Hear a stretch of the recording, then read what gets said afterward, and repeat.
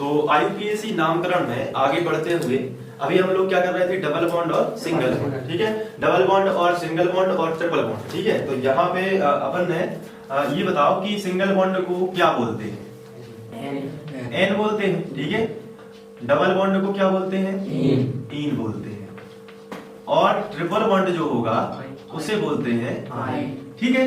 तो ये हम लोग स्टडी कर चुके थे, ये चीज हमने पढ़ ली थी। अब इसकी हमने एक्सरसाइज भी की थी, ठीक है। तो बहुत ही इंपॉर्टेंट रहती है एक्सरसाइज। तो आज हम लोग क्रियात्मक समूह पढ़ेंगे और उसको डबल बॉन्ड ट्रिपल बॉन्ड के साथ कैसे अप्लाई करेंगे ये भी देखेंगे, ठीक है। तो सबसे पहले हम क्या कर लेते हैं कि यहाँ पे एक्सरसाइज कर लेते हैं, ठीक है। और ये सारी की सारी एक्सरसाइज बुक की एक्सरसाइज है, तो आपको बड़े ध्यान से देखना है, ठीक है। जितनी भी एक्सरसाइज अपन करेंगे सारी की सारी बुक की एक्सरसाइज है, तो ध्यान से देखना है। Bond CH, double bond CH2, ये देखो आप, ये डबल बॉन्ड का पहला यौगिक है और यहीं से हम लोगों ने पिछले मतलब इसके पहले जो पढ़ा है यहीं पे छोड़ा था। तो इसको अब आगे बढ़ाते हैं और सीखते हैं कि क्या क्या और किस तरीके से अपन करेंगे। आईयूपीएसी सिस्टम ये कहता है कि सबसे पहले सबसे लंबी शाखा का चयन करना है। सबसे लंबी शाखा अगर आप देखो तो यहाँ पे यही मिलेगी, सबसे लंबी शाखा, देख पा रहे हैं ना, ये सबसे लंबी शाखा होगी। फिर दूसरा रूल कहता है नामांकन वहां से जहां से शाखा पास हो, लेकिन यहाँ पे कोई शाखा तो है नहीं, तो और यहाँ पे डबल बॉन्ड है, तो नामांकन वहां से करेंगे जहां से डबल बॉन्ड पास है। अगर शाखा में कोई मेथिल मेथिल कुछ भी जुड़ा होता तो भी नामांकन वहां से होता जहां से डबल बॉन्ड पास है। यहाँ 1 2 3 4, ठीक है। इसके बाद आप यहाँ पे देखो कितने कार्बन है, ब्यूट, तो ब्यूट 4 कार्बन को बोलते हैं ब्यूट, और 1 पर क्या जुड़ा है, इन, तो हो जाएगा ब्यूट 1 इन। आया समझ में? तो ये देखो इसमें डबल बॉन्ड 2 जगह है, तो इसको कैसे बनाओगे, सबसे पहले सबसे लंबी शाखा का चयन करना है, ये देखो, और यहाँ पे CH2 आएगा, ठीक है। तो अब हो जाएगा समय लगता पूरी 2 और 2 4।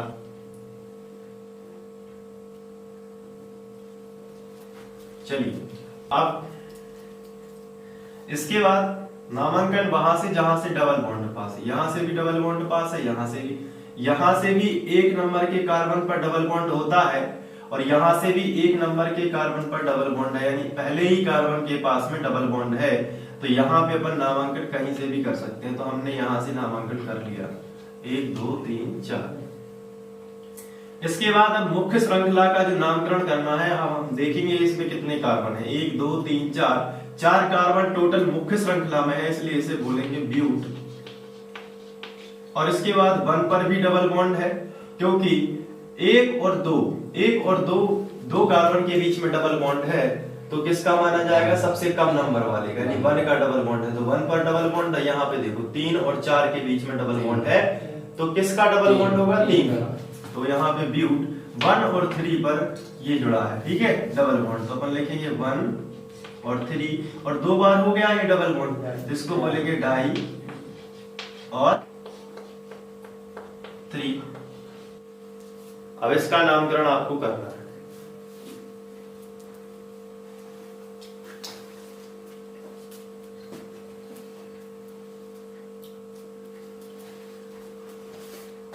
यहाँ पे आएगा 3।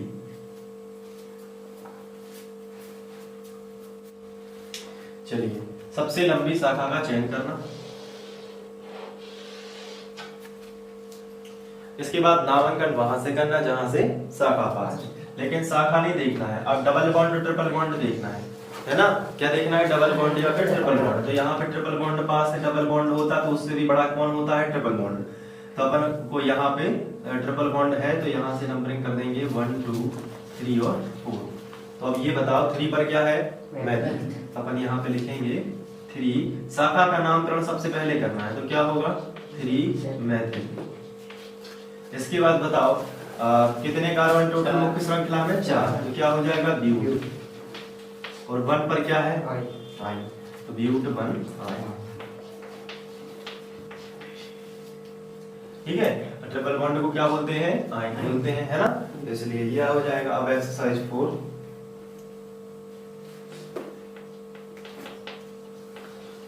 इसको बनाना है।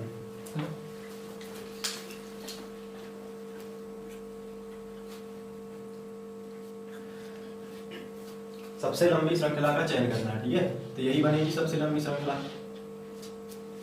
इसके बाद नामांकन वहां से करना है जहां से शाखा पास हो, लेकिन इसमें शाखा है नहीं, तो जहां से डबल बॉन्ड ट्रिपल बॉन्ड हो, तो डबल बॉन्ड भी है इसमें और ट्रिपल बॉन्ड भी है, तो किसको वरीयता देंगे ट्रिपल बॉन्ड को। ठीक है, ये बड़ा होता है, तो नंबरिंग करेंगे इस तरफ से 1 2 3 4।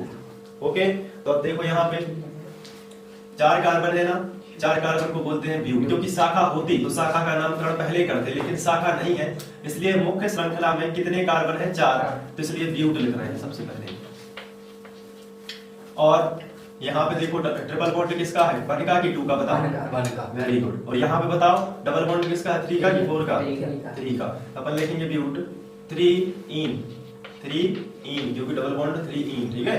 और फिर क्या आएगा 1 आई, ये किया है ना, इसी तरीके से किया है।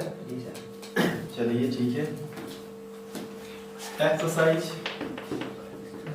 चलिए अब इसका नामकरण आपको करना है।